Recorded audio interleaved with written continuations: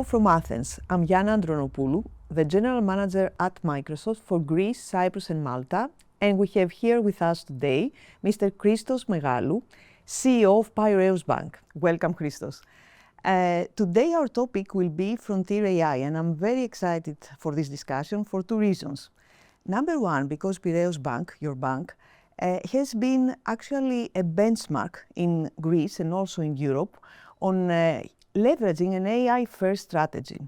Also, I'm excited because you are a very well-known thought leader across industries, and you have significant experience globally in financial services, so I'm very eager to listen to your vision. For us at Microsoft, Frontier AI means leveraging Copilot, leveraging agents in the flow of the human ambition to give measurable AI results.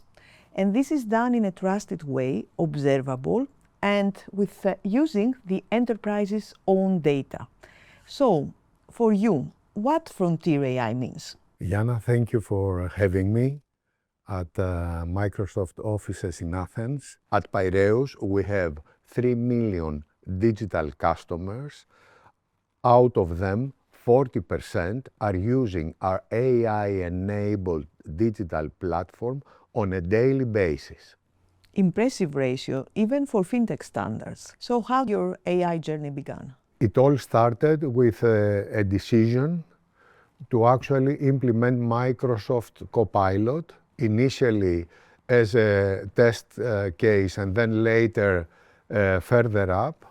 We are one of the early adopters of Microsoft Copilot in Europe, and we are very happy that right now we have about 1,000 stations across a bank that has about 7,500 employees. So that early decision to be an early adopter on Microsoft Copilot is what started the journey. In the process, we see quite a lot of impact out of this usage. It's interesting that about 70% plus of our people are daily using intelligence in their decision-making process, in their interaction with customers, in their ability to look at insights and take decisions intelligence-enabled. Impressive engagement by the employees and adoption. How did you proceed and embedded AI across your functions and the processes in the bank? It was a strategic decision to use intelligence not as an IT tool, but as an enabler in order to improve your productivity, in order to be able to have bottom line results.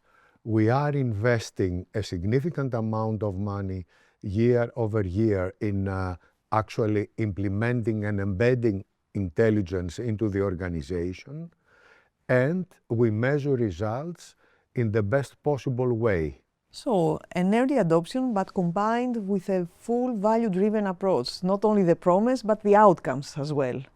How do you measure performance of those solutions? It's very interestingly that we actually are in a position to measure performance and very vigorously, and this is driving our decision-making process. For 2026, we estimate that out of AI and intelligence-enabled usage across the organization, both on the top line, but also on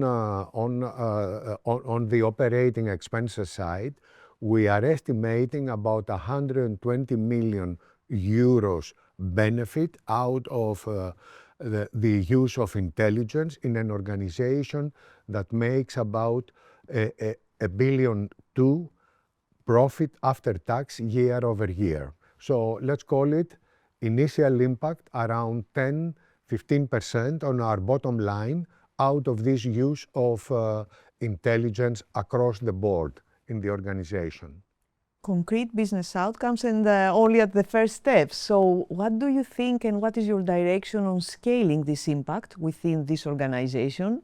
And I have another question in my mind. Also, if you would have started from the beginning, what would you advise, to someone starting now? We are at a point in time in our decision-making process now that we have to scale this across the organization.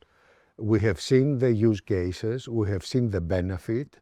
The organization from top to further down the pyramid is actually believing that this is a useful tool in enabling us to be more productive. It's a very important thing to say that our AI committee in the bank is the whole executive committee.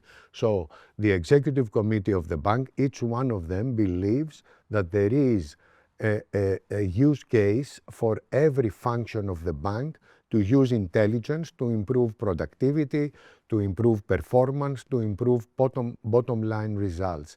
And this is what we are aiming to achieve. Now, it's an interesting journey that we started a few years ago. My take on what is the best way to actually convince an organization to look at intelligence in a productive way is to make sure that the top management understands how this tool, how intelligence will be in a position to improve your everyday life, your decision making, your interaction with customer, your back office operation.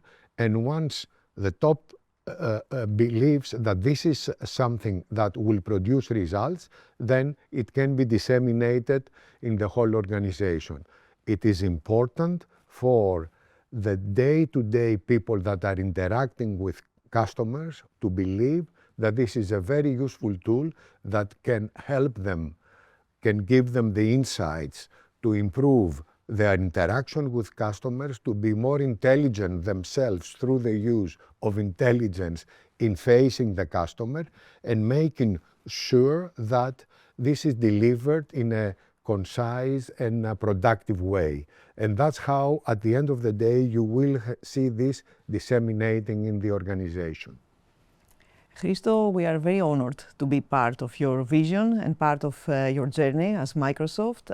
What you say resonates very well to us and to our vision to empower with AI every organization to achieve more, to empower the human ambition leveraging Copilot and agents. And with that, I would like to thank you very much for sharing your insights, your experience, and your vision with us. Now, thank you very much for having me.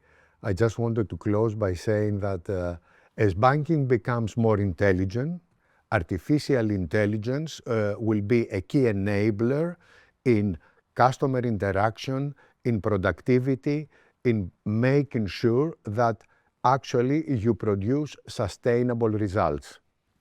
Thank you.